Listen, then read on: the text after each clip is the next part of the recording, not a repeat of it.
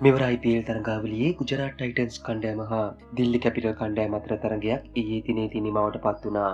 ඉතින් මෙම තරඟය අතිශය තියුණු තරඟයකින් අනතුරුව එක් ලකුණකින් ජයග්‍රහණය කිරීමට සමත් වුණේ ගුජරාට් ටයිටන්ස් කණ්ඩායමයි. ඒ අනුව ශ්‍රී ලංකා ක්‍රීඩක පැතුම් නිස්සංක නියෝජනය කරන දිල්ලි කැපිටල් කණ්ඩායමට අවාසනාවන්ත පරාජයකට මුහුණ දීමට මෙම තරඟයේදී සිදු වුණා. ඉතින් මෙම තරඟයේදී පැතුම් නිස්සංකගේ පිටිහරඹය කැපී පෙනුණු අතර එමෙනිම විස්තර විචාරකයන්ගේ පවා පැස්සුමට ලක් වුණා. එහිදී පැතුම් නිස්සංක පන්දු 21කින් වටනා ලකුණු 41ක් රැස් කළේ 4 පාර 6ක් හා එක් 6 පහරක්ද මෙම වටනා ඉනිමට ඇතුළත් කරමිනි. එහිදී ගුජරාට් පන්දුයවන ක්‍රීඩක අශෝක් ශර්මාගේ පන්දුවාරයේදී 4 පහර 3ක් හා 6 පහරක් එල්ල කරමින් එම පන්දුවාරයේදී පැතුම් නිස්සංක විසින් ලකුණු 18ක් ලබා ගත්තා.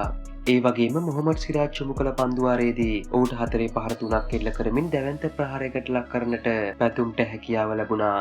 කෙසේ වෙතත් ඊයේ තරඟයේදී තම දෙවී යාම නිසා පැතුම් නිස්සංක කනගාටුව පළ කළේ මෙලෙසයි. ඒ වගේම පැතුම්ගේ මන්රම් පහරවල් වලින් සතුටටපත් වුණු දිල්ලි කණ්ඩායම නියෝජනය කරන දකුණු අප්‍රිකානු ක්‍රීඩක ලුංගි ඉංගිඩිද සිය සතුට මෙලෙස සමරනු ලැබුවා. ඉතින් ඊයේ තරඟයේදී පැතුම් නිස්සංක එල්ල කළ මෙම ස්ට්‍රේට් ඩ්‍රයිව් පහරද බොහෝ දෙනාගේ කතා බහට ලක්ව තිබුණා. එහිදී විස්තර විචාරක කුටියේ සිටි හිටපු එංගලන්ත ක්‍රීඩක කෙවින් පීටර්සන් පැවසුවේ පැතුම්ගේ කල්යල් බැලීම තාක්ෂණය මනාව තිබුණෙම පහර අති විශිෂ්ට බවයි.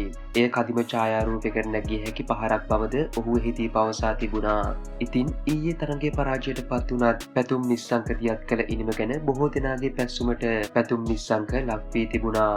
ඉතින් ඉදිරි තරඟ තුලදී පැතුම් නිස්සංකට සුපිරි දක්ෂතා දක්වන්නට හැකිවන්න කියා ක්‍රිකට් ප්‍රේක්ෂකයන් විදියට අපි සුබ පැතුම් එක් කර සිටිනවා.